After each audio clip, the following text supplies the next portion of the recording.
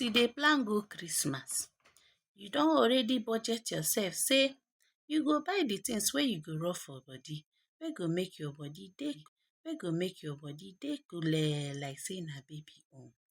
December harmattan no be anybody mate o. Hello, na your pidgin nurse dey talk. PN for short. Protect your body o, or your body go vex. Today gist na December harmattan o. Dat time wey weather dey dry like biscuit. Sometimes wind go blow like okada wey dey rush. Dust go enter everywhere. Some people dey for short gown, sandal, no scarf, no cream, nothing. My sister, na your body dey pay the price o. Sidon make I yarn you dis gist small small.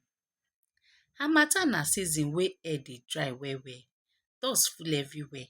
Temperature dey low in the morning o, e go come hot in the afternoon. If you no protect your body, your skin go dry like say na old yam.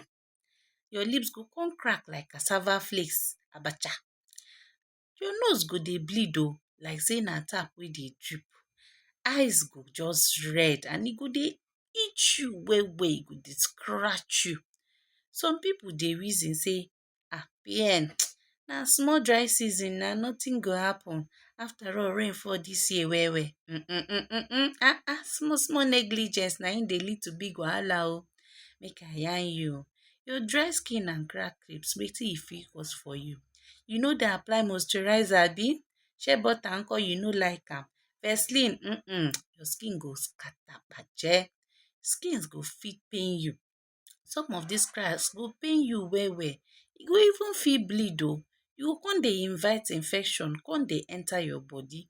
Your body go just dey vex for you small small. Your skin go rough. People go dey look you like say you be old goat. You know akuya, those old ones, you go look like that. Your nose bleeding and respiratory problem nko. Now, if you no come protect yourself, dry air go fit make your nose make e crack well well. Once you dey prick your nose, you dey pick am, or wind dey blow, your nose go start to dey bleed. Dust fit carry bacteria enter your body from there. Some people go come get cough, sore throat, even flu. Harmattan no be your mate o, e no dey joke with you. Eye irritation nko. Dust go fit enter your eye like say na thief. You no dey wear glasses abi? Your eyes go dey red. E go dey scratch you well well. Every time e go dey water water. Some people even dey get conjunctivitis join. I know say you go ask me wetin be conjunctivitis. You know the thing wey we dey call Apollo, na wetin e be. Imagine say you waka for office, e dey look like zombie. Office colleagues go just dey pity you. Dehydration nko. Dry air dey suck water from your body o. If you no dey drink water well, body go just dey dry from inside reach outside. You fit dey get headache. You fit just dey tire every time. Dizziness go follow. You go dey reason say December dey hot pass normal o, but na dehydration just dey run show. Your skin infection and itchiness nko, that's why you just dey invite am. If you no take care of your body, your skin fit crack o. Bacteria go just dey enter your body small small. You fit dey get rashes up and down, eczema, flare, everything. Fungal infection go just dey follow you dey go. Your skin go just dey vex for you like person wey dey quarrel for market. Make I yarn you how you go fit protect yourself this harmattan wey dey come. Moisturize your body o. Rub shea butter, rub petroleum jelly, wetin we dey call Vaseline. Go find coconut oil, keep am for house.